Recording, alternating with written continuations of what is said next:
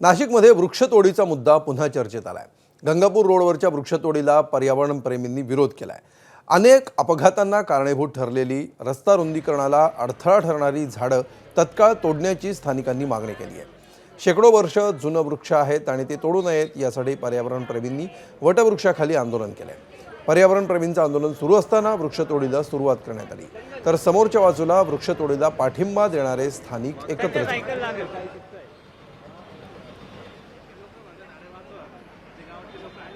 नाशिक शहरामध्ये पुन्हा एकदा वृक्षतोडीचा मुद्दा चर्चेत आलेला आहे। आपण आता गंगापूर रोड परिसरामध्ये आहोत आणि गंगापूर रोडमध्ये रस्ता रुंदीकरणात अडथळा ठरणारी वटवृक्ष ही तोडली जाणार आहेत। पर्यावरण प्रेमींनी त्याला पुन्हा एकदा विरोध केलेला आहे। सर, 200 वर्ष जुने झाड आहेत, याच्यावर कोर्टाचा स्ट्रिक्ट ऑर्डर आहे की तुम्ही याला कट करू शकत नाही। ज्युरिस्डिक्शनल आहे पण तुम्ही तो ऑर्डर पण मान्य करत नाहीये। जर तुम्ही कोर्टाच्या ऑर्डरला मान्य करत नाहीये तर बाकीच्या पब्लिकनी कुठे जाऊन बोलायचं?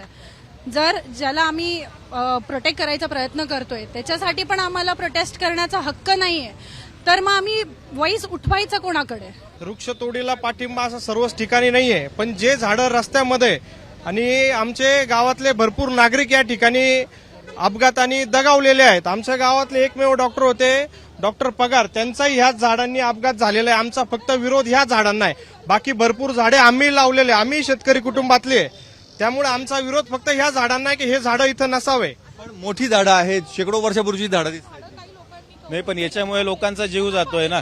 फक्त हे रस्त्यातले झाडं काढावे ही विनंती आहे। एका बाजूला पर्यावरण प्रेमी आहेत ज्यांना वृक्षतोडीला ज्यांचा विरोध आहे, आणि दुसऱ्या बाजूला स्थानिक नागरिक आहेत ज्यांचं म्हणणं आहे वृक्षतोड ही झाली पाहिजे। इथली जी 2 झाडं आहेत, जुनी झाडं आहेत, शेकडो वर्षापूर्वीची झाडं आहेत, मात्र रस्ता रुंदीकरणासाठी अडथळा ही झाडं ठरू शकतात आणि त्यामुळे अपघातांना कारणीभूत ठरणारी ही वृक्षतोड झाली पाहिजे, अशी स्थानिकांची भूमिका आहे। कॅमेरामन किरण कटारेसह मुकुल कुलकर्णी, एबीपी माझा, नाशिक। एबीपी माझा, उघडा डोळे बघा नीट।